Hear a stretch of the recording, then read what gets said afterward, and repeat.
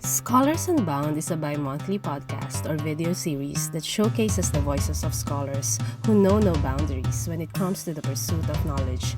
You will hear insights from their experiences as international scholars and how these influence their research, hoping to inspire future scholars to be fearless, global, and unbound. I'm your host, Dalia Simangan. Hi everyone, today is my last podcast episode for this year as I'm about to take a short break to do my field research. And I also want to take this opportunity to share with you some updates, reflections, and my plans for 2023. First of all, I mentioned several times about the Scholars Unbound program that I'm planning by the end of this year.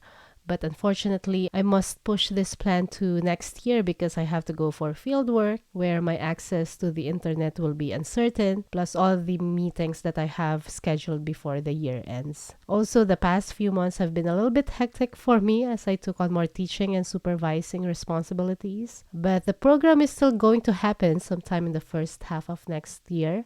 And if you follow this podcast, you will be among the first ones to know the announcement. So stay tuned for that. And this setback is also a reminder for me to welcome uncertainty in my work and embrace flexibility whenever something doesn't go as I initially wanted.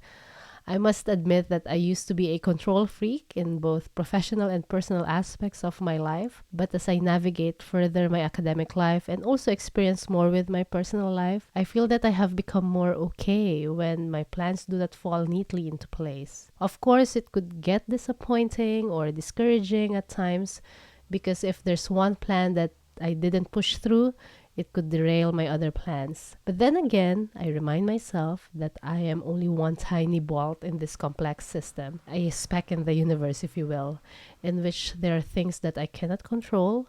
And if I do try to control them for the sake of staying on top of what I'm doing, it may not again turn out the way I wanted it to be. So now all I'm concerned about is whether I did what I must do or whether I tried my very best given the time, energy, and resources I have. And with this refocusing, I thought I'd share with you my reflections on this idea of academic reset. I'm sure I'm not the first one who talk about this, but as the year ends, I'm starting to think more about the things I need to get rid of in my work, the things I need to continue doing because I love them and they are part of my responsibilities, and the things that I need to change a little bit to make them more aligned with my work and my sense of joy and satisfaction. This process is what I mean by academic reset. This is not just about restarting and doing the same things over and over again, but in a different way, expecting a different outcome.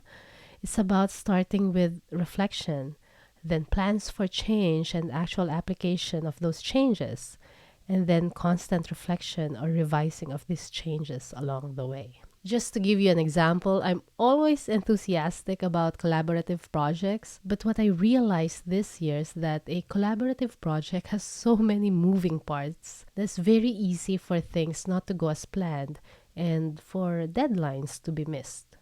If I were a control freak as I used to be a year ago or before that, I would have been very upset and most likely very angry. But now I have come to accept that it's in the nature of projects that involve other people to change track, to change course.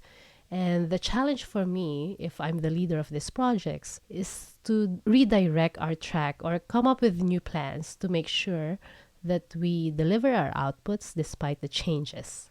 Another example is my open door policy for consultations or meetings, meaning my colleagues and students can pop in anytime in my office to ask me questions or consult about their research. I realized that these short interruptions, although I very much welcome them, they take me out of my thought process during my writing. And writing is the most important activity in my work. Not just because my writing outputs are the ones my institution will use to assess my performance, but it's only that one activity I enjoy the most.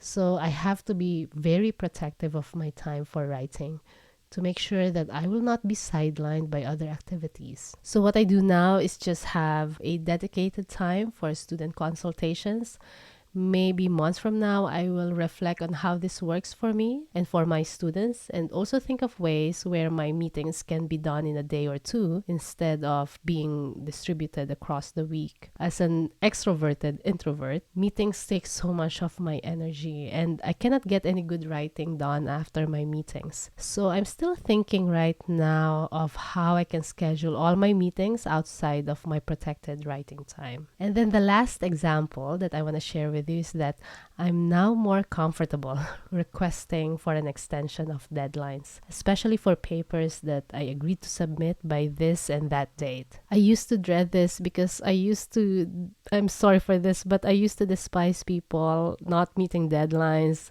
those I have to send a reminder again and again. I'm really sorry if I was this terrible before, but with my new mindset of flexibility and openness to uncertainty, I made peace with the fact that some other stuff get in the way, that some people cannot meet deadlines. And that's fine with me now. I no longer want to invest so much thought and emotion on things that are beyond my control. And with this new understanding, I have become more understanding of myself too.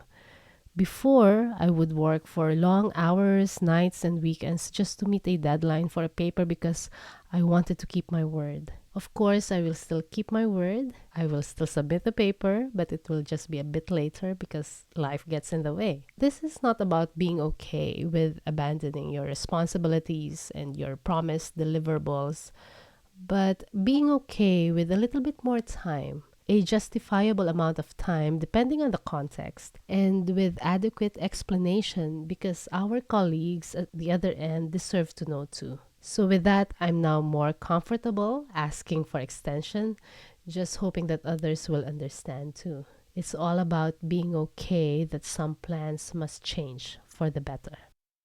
As the year comes to a close, I will continue thinking about this academic reset in my work. And if you're feeling overwhelmed, uninspired, and just plain tired, I encourage you also to start reflecting on these changes and push on that hard reset for the new year ahead of you. Thank you for sharing this 2022 journey with me through this podcast. And I'm excited for the many opportunities, including lessons from challenges that we're going to have next year. Have a restful end of the year, and I wish you a boundless and meaningful year ahead.